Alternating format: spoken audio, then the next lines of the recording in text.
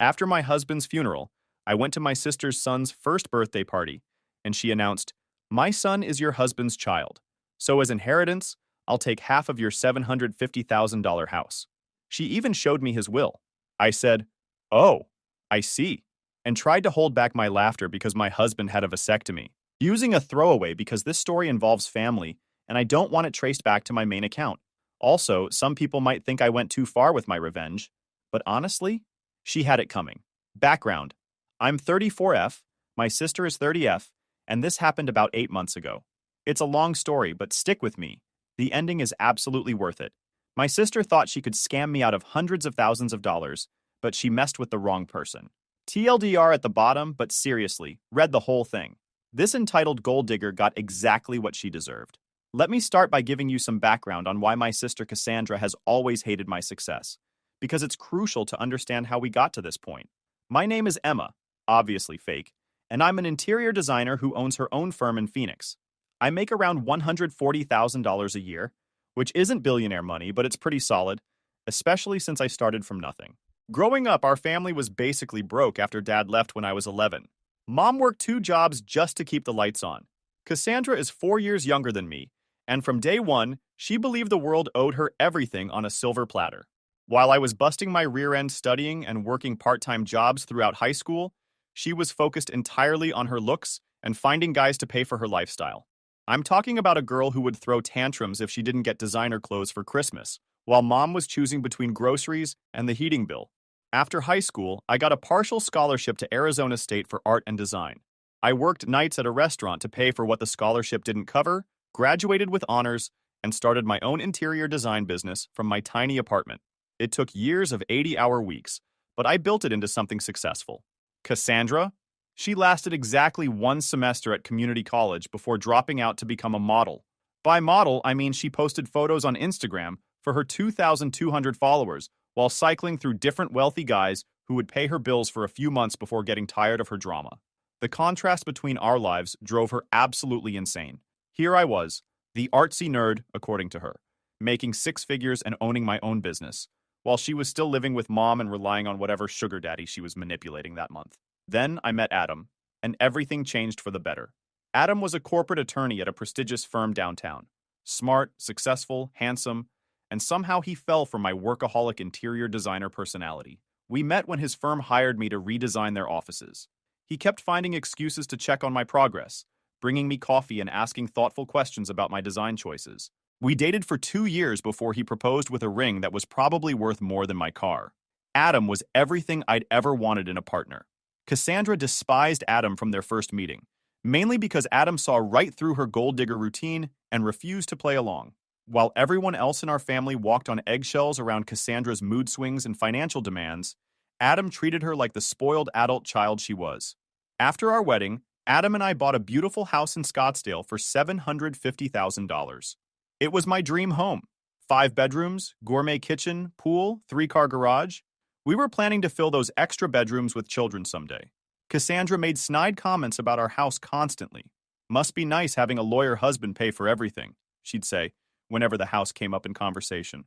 Never mind that I was contributing significantly to the mortgage payments with my business income. In Cassandra's twisted worldview, any success that wasn't hers was somehow unfair.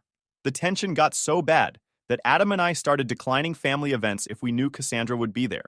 Our lives were simply more peaceful without her constant drama and passive-aggressive comments about our privileged lifestyle. Everything was perfect for 3 years. Adam made partner at his firm, my business was thriving, we were trying for kids and planning our future together. Then our world collapsed on a Tuesday morning in March. Adam complained of a severe headache before leaving for work. I suggested he stay home, but he had an important client meeting he couldn't miss. "Just a migraine," he insisted, kissing me goodbye. "I'll call you after the meeting." That call never came. Instead, I got one from the hospital saying Adam had collapsed at work, and I needed to get there immediately. By the time I arrived, he was already gone. Brain aneurysm. The doctor said nothing could have been done, that these things just happen sometimes to perfectly healthy people. At 34 years old, I became a widow. The first few weeks after Adam's funeral were a complete blur. I took leave from my business and basically became a hermit in our house. Adam's parents were devastated. He was their youngest son and the most successful. My mom tried to help, but she was dealing with her own grief and honestly didn't know how to handle the situation. Cassandra, however, was weird from the very beginning. She showed up to the funeral wearing a tight black dress that was completely inappropriate for the occasion. She spent most of the service taking selfies to remember Adam and kept talking about how everything happens for a reason and Adam's watching over us now. The day after the funeral, she came to my house uninvited with a store-bought casserole and immediately started talking about how I probably should downsize since it's just you now. Hence, when I told her I wasn't ready to make any major decisions, she got this calculating look in her eyes that should have been a massive red flag. Over the next month, Cassandra kept bringing up money in every conversation. How was I handling the mortgage payments alone? Did Adam have life insurance? What was I planning to do with all of his expensive suits and watches? Every single conversation somehow circled back to my financial situation. The truth was, money wasn't really an issue for me. Adam and I both carried substantial life insurance policies through our employers.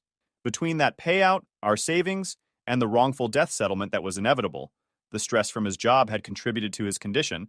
According to the medical examiner, I was actually in better financial shape than I'd ever been. Of course, no amount of money could bring Adam back, but I kept this financial information completely to myself. Years of running a business had taught me that people act very differently when they know you have money. About 6 weeks after Adam died, Cassandra started mentioning her own financial problems. Her latest sugar daddy had dumped her, she was behind on her apartment rent, her car was about to be repossessed. She'd already hit up Mom for money, but Mom was barely surviving on her retirement income. I just need a small loan, she'd say during our phone calls. Like $5,000 to get caught up on everything. I'll pay you back as soon as I get back on my feet. The thing is, Cassandra had never held a legitimate job for more than a few months in her entire adult life. Her idea of getting back on her feet meant finding another wealthy guy to support her lifestyle. I told her I couldn't help right now because I was dealing with my own situation. That's when she started getting nasty with me. You're being so selfish, Emma. Adam's gone and you need to accept that reality and move on. You obviously have money now, and you won't even help your own sister who's struggling. Wait, obviously have money? I hadn't told anyone about the insurance payouts or the pending settlement. I'm not stupid, she continued. Adam was making partner money. You guys had that expensive house. You obviously had life insurance policies. You're probably sitting on $500,000. The fact that she had calculated all of this while I was barely functioning day to day really bothered me. But instead of confronting her about it, I just told her I didn't want to discuss money and asked her to change the subject. Big mistake. I should have seen what was coming next. Then came the news that changed everything. 2 months after Adam died, Cassandra announced she was pregnant. She'd been dating some bartender named Tyler for about 6 months, a guy with tattoos and a motorcycle that our parents disapproved of. The relationship seemed volatile from what I could see, with dramatic breakups and passionate reconciliations. The pregnancy announcement came at a family dinner, complete with theatrical tears and declarations about the miracle of life. I felt a familiar sting of jealousy. After all our struggles trying to conceive, all our failed attempts, Cassandra had accidentally achieved what Adam and I had desperately wanted. But I pushed those feelings down. I was determined to be the best aunt possible to her child. Lucas was born healthy at 8 pounds, 4 ounces. I was at the hospital with flowers and an expensive baby outfit I'd picked out. Cassandra seemed overwhelmed by motherhood from the start, often calling me in tears about Lucas's crying or her exhaustion. I stepped in as much as I could, sometimes watching Lucas overnight so she could sleep. Adam had been less involved with the baby than I was. In retrospect, I thought it might have been painful for him to bond with a baby that wasn't ours, given our fertility struggles. Then came that terrible day that changed everything. 1 week after we buried Adam, Lucas's first birthday arrived. The last thing I wanted to do was attend a children's birthday party while I was still drowning in grief. But family obligations pulled at me. Mom insisted that Adam would want you to be there for family. So I found myself driving to Cassandra's small rental house across town, a wrapped gift on the passenger seat, and dark circles under my eyes that no amount of concealer could hide. I had barely slept since Adam died, spending nights staring at his empty side of the bed. I parked behind a line of cars and took several deep breaths before grabbing the gift and heading inside. The small house was decorated with blue balloons and streamers. A banner reading "Happy First Birthday, Lucas" stretched across the living room wall. I noticed a group of people I didn't recognize, clustered in the kitchen, whispering among themselves. They fell silent as I passed, their eyes following me with what looked like pity, mixed with morbid curiosity. In the backyard, More guests stood in small groups holding plastic cups. I spotted my parents sitting awkwardly at a picnic table, looking uncomfortable. Dad stood when he saw me, relief washing over his face.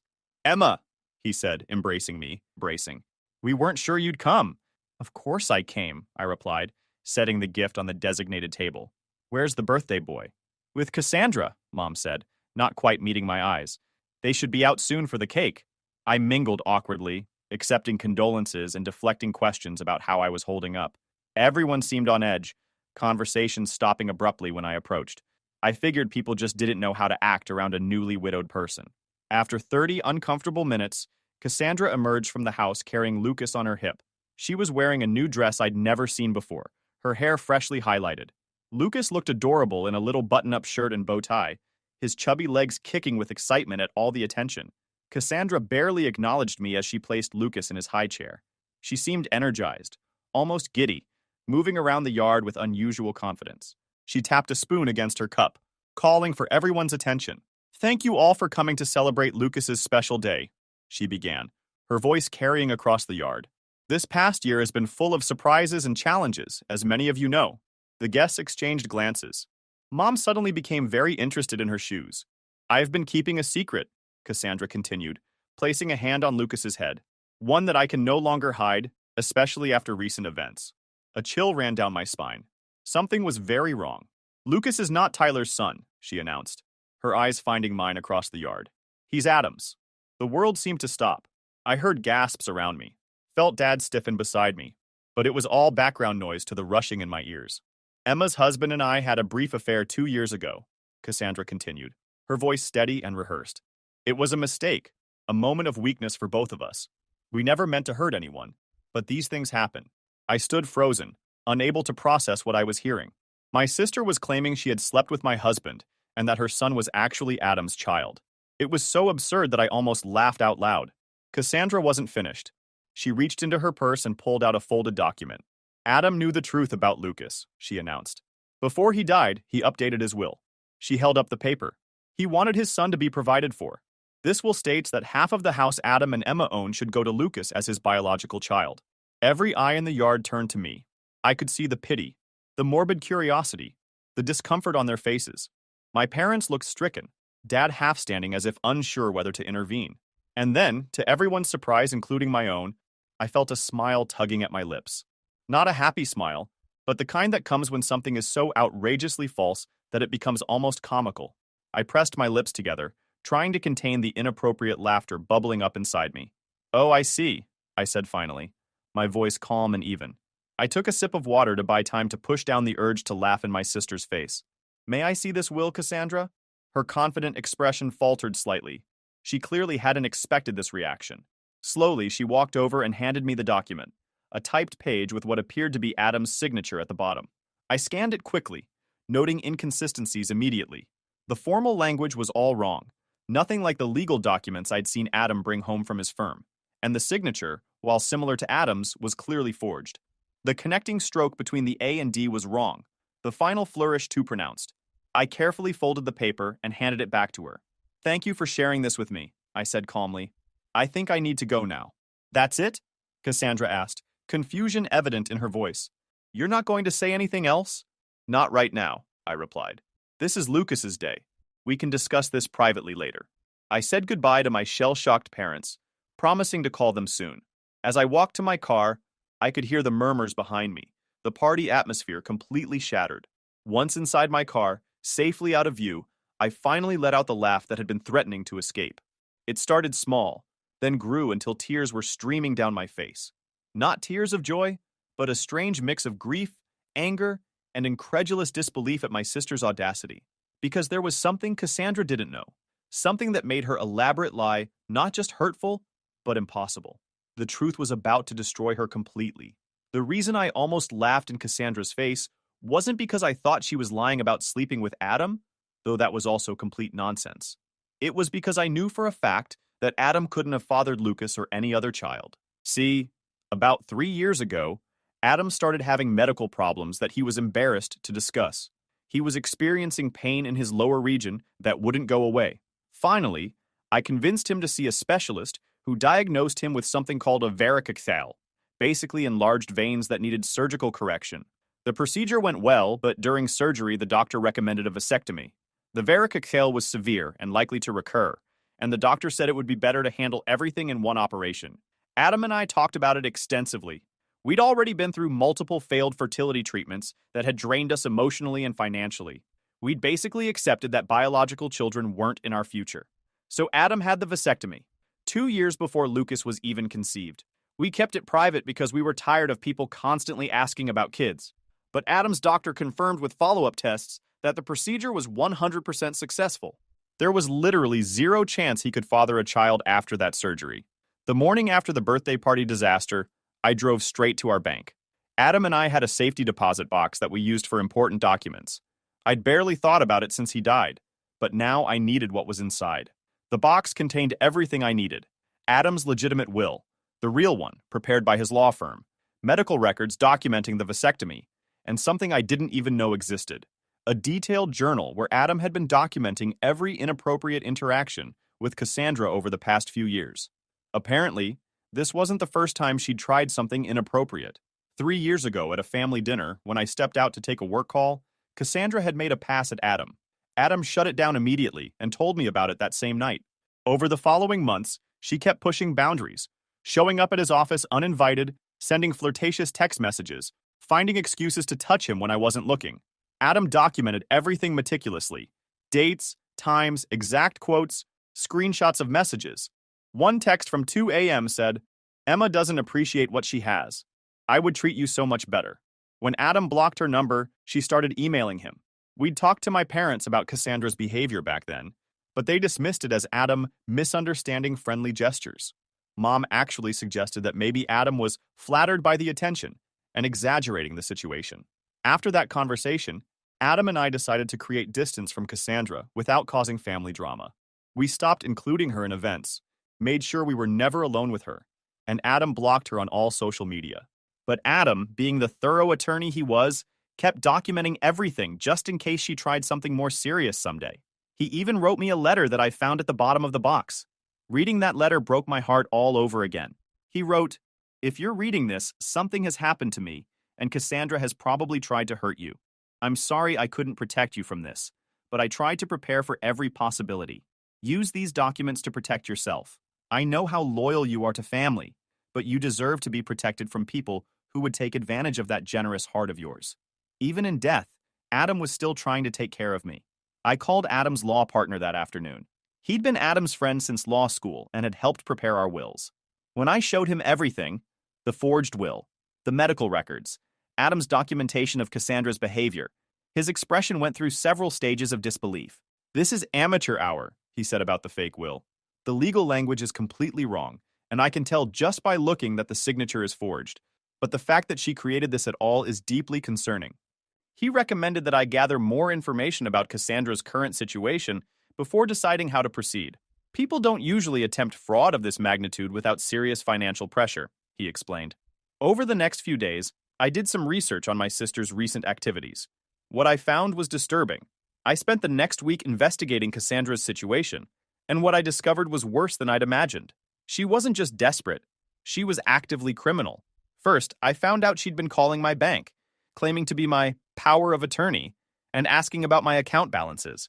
They didn't give her any information because she couldn't answer security questions, but they flagged it as suspicious activity.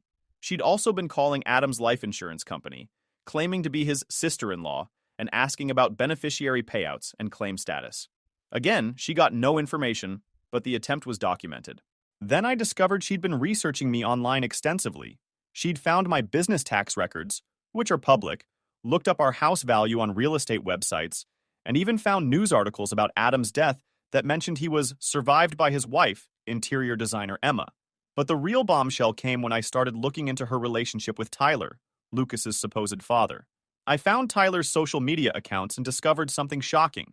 He'd been posting from Seattle for the past 8 months. According to his posts, he'd moved there for a new job and was dating someone else. The timeline didn't add up at all, so I called him directly. "Tyler? This is Emma, Cassandra's sister." "Oh, hey, Emma. Sorry about your husband. That's really rough. Thanks. I'm calling because I'm trying to help Cassandra with some paperwork related to Lucas, and I need to verify some dates." "Lucas? Who's Lucas? My heart stopped. Cassandra's son. Your son. There was a long pause. Emma, I don't have a son. Cassandra and I broke up over a year ago, and I moved to Seattle 8 months ago. I haven't spoken to her since. But she said Lucas is your child. That's impossible. We were never serious enough for that. And besides, I moved here because she was getting too clingy and demanding. She kept talking about marriage and babies when we'd only been dating a few months. After I hung up, the pieces started falling into place. Cassandra had been lying about Tyler being Lucas's father. She'd also been lying about the timeline of their relationship, which meant she'd been planning this scam for much longer than I'd realized. I needed to know who Lucas's real father was, but more importantly, I needed to expose Cassandra's lies before she could do any more damage. That's when I decided to set a trap. I called Cassandra and asked if she wanted to meet for coffee to discuss the will situation. I used my most defeated voice and told her I'd been thinking about what she'd said at the party. I knew you'd come around, she said, sounding triumphant. I'll be there at 2. I spent the morning preparing fake financial documents, showing that Adam's life insurance and wrongful death settlement totaled $1.8 million. I made it look official with letterhead and everything. When Cassandra arrived at the coffee shop, she was practically vibrating with greed. She'd dressed up for the occasion, clearly expecting to negotiate her payout.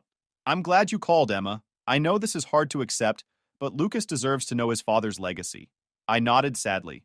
You're right. I've been selfish about this. Adam would want his son to be provided for. I slid the fake financial documents across the table. This is everything. The life insurance, the settlement, our savings. It's more than I expected. Her eyes went wide. Almost $2 million? Keep your voice down, I said nervously. I don't want people knowing about this. Of course, of course. So you're ready to discuss Lucas's inheritance? Well, according to the will you showed me, he's entitled to half of everything. That would be about $900,000. Cassandra was practically drooling. That seems fair. I mean, it's what Adam wanted. There's just one thing I need first, I said. I want to meet with Lucas's real father to make sure he's on board with this arrangement. Her face went pale. What do you mean? Tyler. I want to sit down with Tyler and make sure he understands that Lucas will be inheriting this money as Adam's son, not his. I want everyone to be clear about the situation. That's not necessary. Oh, but I think it is. This is a lot of money we're talking about. I want to make sure there are no complications later. Tyler doesn't need to be involved in this. Really? Because I called him yesterday, and he said something very interesting. The color drained completely from her face. He said he doesn't have a son named Lucas. In fact, he said he hasn't spoken to you in over a year and has been living in Seattle for 8 months. Cassandra started stammering. He's lying. He's trying to avoid child support. Is he? Because his social media posts show him in Seattle for months, dating someone else. The timeline doesn't work, Cassandra. You don't understand. Oh, I understand perfectly. You made up the story about Tyler being Lucas's father, just like you made up the story about Adam being his father. The question is, who is actually Lucas's biological father? She was trapped and she knew it. It's complicated. Uncomplicated. After several minutes of stammering and deflection, the truth finally came out. Lucas's father was some married guy she'd had a brief affair with. He didn't even know the child existed, and Cassandra had been supporting herself and Lucas through a combination of government assistance and scamming various men. So let me get this straight, I said. You've been lying about Lucas's paternity from the beginning? You forged a will to try to steal my house, and you thought you could scam almost $1 million from me based on complete fiction. Emma, please, I'm desperate. I don't know what else to do. You could try getting a job. That's not realistic with a baby. Other single mothers manage it. That's when I pulled out my real documentation, Adam's medical records, the legitimate will, and his journal documenting her inappropriate behavior. Here's what's going to happen, Cassandra. You're going to face consequences for your actions. I want you to understand something, I told Cassandra as she stared at the evidence spread across our coffee shop table. You didn't just try to steal money from me. You tried to destroy my husband's reputation and memory for financial gain. That's unforgivable. Emma, please, I can explain. There's nothing to explain. You committed fraud, attempted identity theft, and tried to extort money from a grieving widow. Those are serious crimes. I pulled out copies of all the evidence I'd compiled. Records of her calling my bank and the insurance company, documentation of her lies about Tyler, proof that she'd forged Adam's will, and Adam's detailed journal of her inappropriate behavior over the years. First, I'm reporting your attempts to access my financial information to the police. Identity theft is a felony. I never stole your identity. You impersonated my power of attorney to try to get information about my accounts. That's identity theft. Cassandra started crying, but I wasn't done. Second, I'm filing fraud charges for the forged will. Creating fake legal documents is a serious crime. You can't do this to me. I have a baby. You should have thought about Lucas before you decided to commit multiple felonies. What do you want from me? I want you to face real consequences for once in your life. Our family has been enabling your behavior for decades, making excuses for you, bailing you out every time you mess up. That ends now. I stood up to leave, but Cassandra grabbed my arm. Please, Emma, I'll do anything. I'll tell everyone I lied. I'll pay you back somehow. I'll leave town. Whatever you want. It's too late for bargaining. I have nowhere else to go. Mom can't afford to help me with Lucas. If you do this, we'll have nothing. You already have nothing. You just didn't realize it yet. As I walked away, I heard her calling after me, but I didn't look back. Over the next week, I systematically destroyed what remained of Cassandra's life. I filed police reports for identity theft, fraud, and forgery. The evidence was overwhelming, and the detective assigned to the case said it was one of the most clear-cut fraud cases he'd ever seen. I contacted the welfare office where Cassandra had been receiving assistance. It turns out she'd been lying on her applications, claiming Tyler was providing child support when he'd been in Seattle for months. Welfare fraud is taken very seriously, and they immediately opened an investigation. I also found out she'd been working cash jobs while collecting unemployment benefits. I reported that fraud as well, but the most satisfying part was exposing her to our family. I called a family meeting and laid out everything: the forged will, Adam's medical records proving he couldn't have fathered Lucas, documentation of her criminal behavior, proof that she'd been lying about Tyler for months. Mom broke down crying.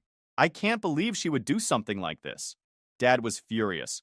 She tried to steal your house based on lies about Adam? Her own brother-in-law? It gets worse, I said, showing them Adam's journal documenting years of inappropriate behavior from Cassandra.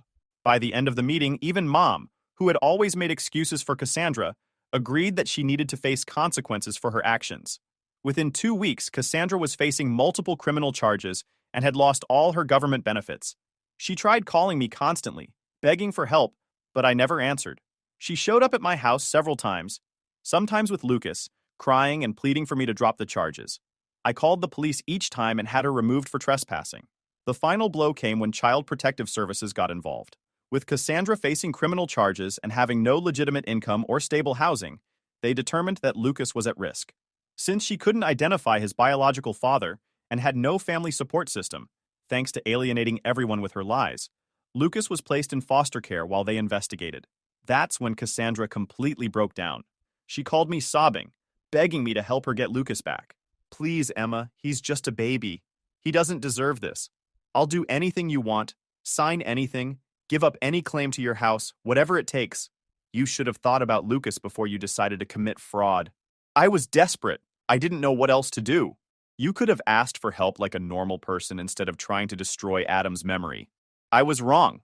I admit I was wrong. What more do you want? I want you to face the consequences of your choices without trying to manipulate your way out of them. Eventually, Mom took her in temporarily, but even that didn't last. Cassandra tried to steal money from Mom's purse to pay for a lawyer, and Mom finally kicked her out. 6 months later, I received a letter from Cassandra in county jail. She'd been sentenced to 18 months for fraud and identity theft. The letter was full of apologies and desperate pleas for me to help her regain custody of Lucas when she got out. I fed it through my paper shredder without reading past the first paragraph. As for Lucas, he was eventually adopted by a loving family who could provide him with the stability and care he deserved. They sent me updates occasionally since I'd been involved in his early life. He's thriving with parents who actually put his needs first. Some people might think I went too far with my revenge against Cassandra, but I don't care about their opinions. She didn't just try to steal money from me. She tried to destroy my husband's reputation and memory while I was grieving his loss. She deserved everything that happened to her. The truth is, if she had just asked for help like a normal person, I probably would have given her some money.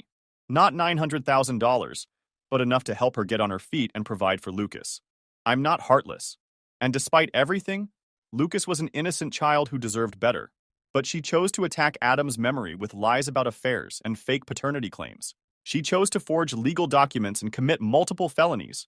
She chose to try to steal my home based on complete fiction. Those choices had consequences. Adam would have been proud of how I handled the situation. He always said Cassandra needed to face real accountability for her actions instead of being constantly enabled by the family. Well, she finally got her accountability, and it destroyed her completely. The ironic thing is that Cassandra could have had a good relationship with me if she'd just been honest about her struggles. I would have helped her find legitimate solutions to her problems.